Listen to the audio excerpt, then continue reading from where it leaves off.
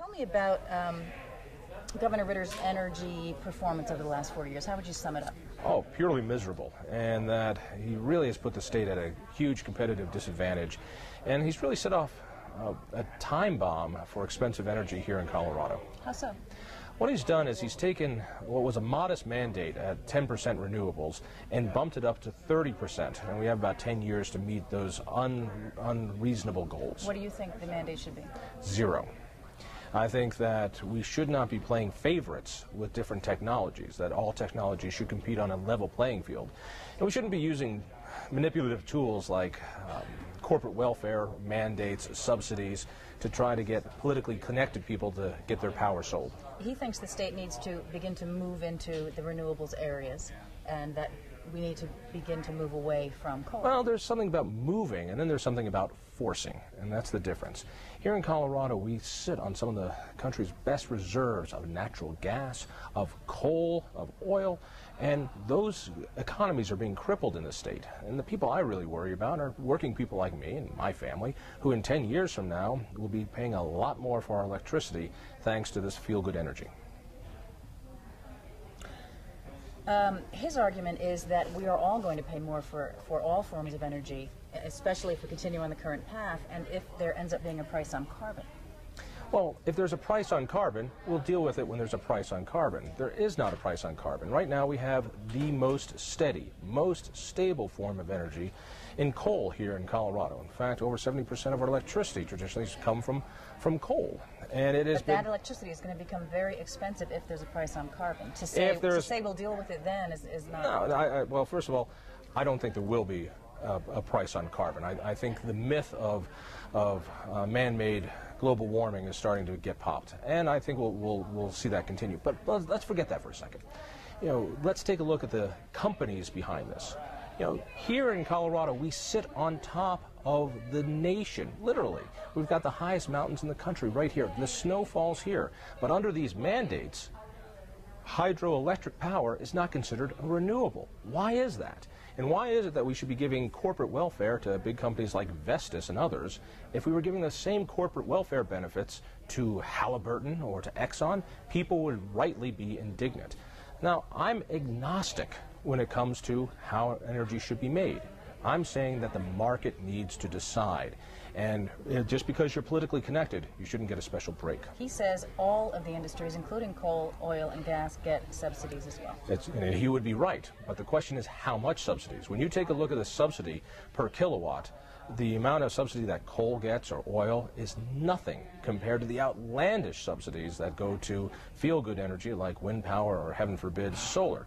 This is a sideshow. This is not a way to get This is not a way to get strong, consistent power. Others would argue, these are fledgling industries. This is the time they need the help. Well, it's funny, there have been lots of fledgling industries, and if the technologies are good, they will catch on. I mean, after we just lived through a ridiculous ethanol debacle in this country, I think we ought to learn that just because there are corporations that are connected to push their energy products doesn't mean that those energy products would survive in a real marketplace. I'm happy to see wind power. I'm happy to see solar power. But all I want is for them to compete on a level playing field.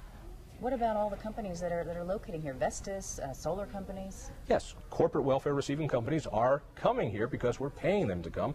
And good Lord, if we are mandating that consumers at gunpoint must buy 30% of their power from feel-good energy, feel-good companies are going to come here. I sure would.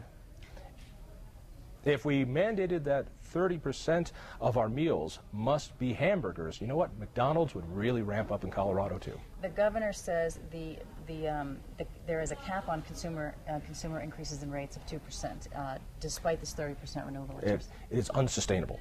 It is absolutely unsustainable. Either that rate cap will be busted, or we're going to have to deal with the mandate. We need to look at that beforehand. Let's think of what we're doing here, particularly when it comes to something like wind power, which certainly has a place in an energy portfolio. Most of the energy companies here have a certain amount of wind power in their portfolio. Terrific, that's wonderful.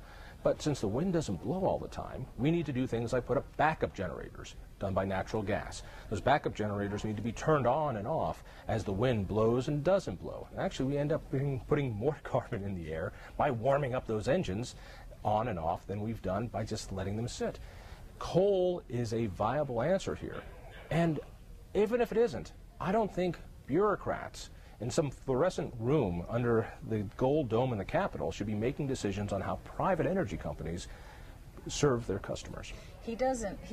He says coal will be around forever. He is pro-natural gas. He says there are enormous reserves of oil shale. He's not against using the fossil fuels. He's got a state that... And then let me say exactly the opposite.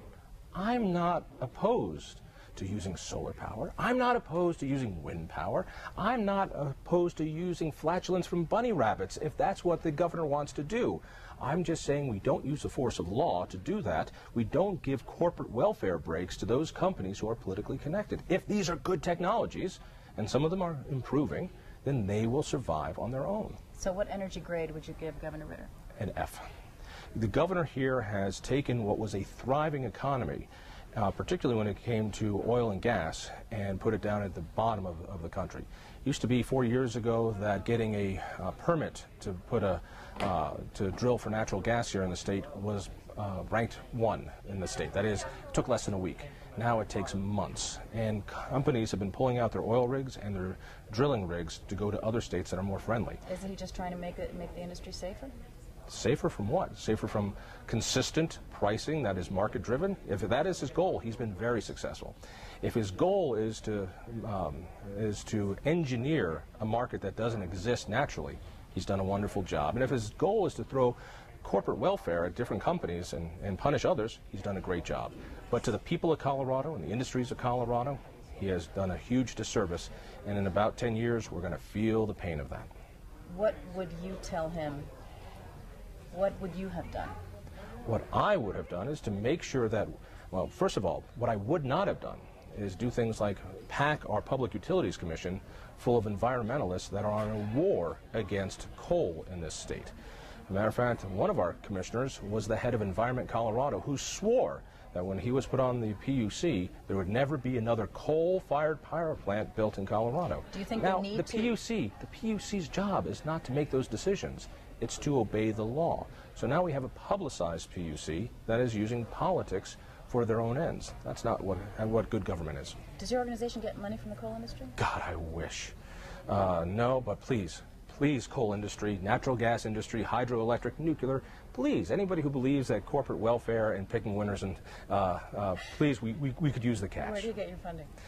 From viewers like you, mostly from private grants and some individuals. And by the way, if the coal or natural gas industries would like to help us out, we'd be happy to help.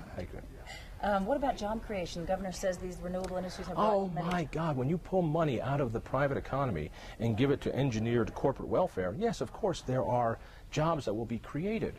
But finish the equation. What about the jobs lost? When you are punishing coal companies, when you are raising the prices of electricity, when you're making it so that manufacturing cannot happen in the state because it will be too cost prohibitive, you're hurting jobs.